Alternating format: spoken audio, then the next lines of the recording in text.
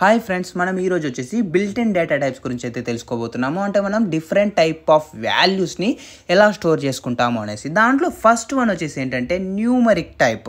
So numbers అనమాట. For example ఇక్కడ చూడండి, x = 10, y = -5 ఇచ్చేసాడు. లేదు, మనము డెసిమల్ పాయింట్స్తో ఉన్న వాల్యూస్ని స్టోర్ చేసుకోవాలనుకుంటున్నాము. ఫర్ ఎగ్జాంపుల్ π = 3.14, టెంపరేచర్ -27.5 అనేసి ఇచ్చాడు. సో ఇలా న్యూమరికల్ వాల్యూస్ని స్టోర్ చేసుకోవచ్చు పైథాన్లో.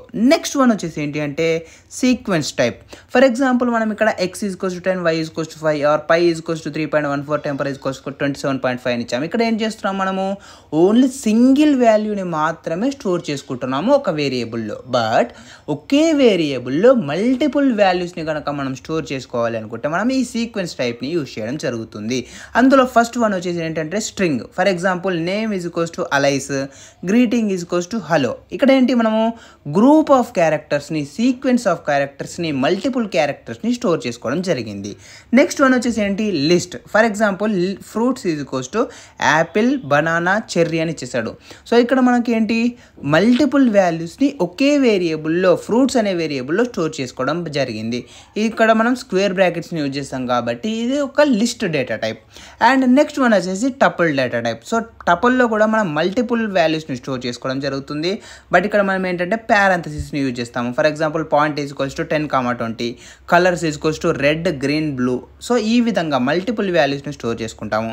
లేదా రేంజ్ ఆఫ్ 0 to 10, అంటే 0 నుంచి 10 వరకు మనము స్టోర్ చేసుకుంటున్నాము. అండ్ దీంట్లో థర్డ్ టైప్ వచ్చేసి ఏంటంటే మ్యాపింగ్ టైప్. మ్యాపింగ్ టైప్ అంటే సింపుల్గా కీ వాల్యూ పేర్స్ అనమాట. ఫర్ ఎగ్జాంపుల్ పర్సన్ అని ఉంది, పర్సన్లో నేమ్ వచ్చేసి అలైస్ అండ్ ఏజ్ వచ్చేసి 25.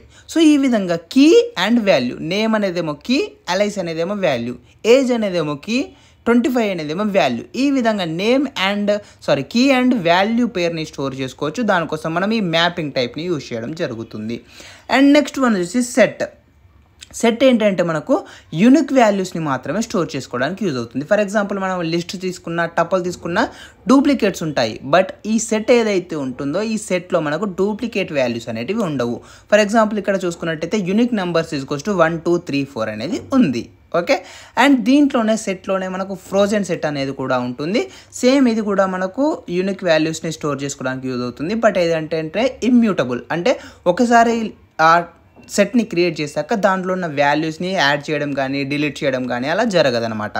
అండ్ నెక్స్ట్ వన్ వచ్చేసి బూలియన్ టైప్. ఫర్ ఎగ్జాంపుల్ మనము ఐదర్ ట్రూ ఆర్ ఫాల్స్ అనే వాల్యూస్ని స్టోర్ చేసుకోవాలి అనుకుంటే, ఫర్ ఎగ్జాంపుల్ ఇక్కడ is valid = true, has access = false అని ఇచ్చాడు. True or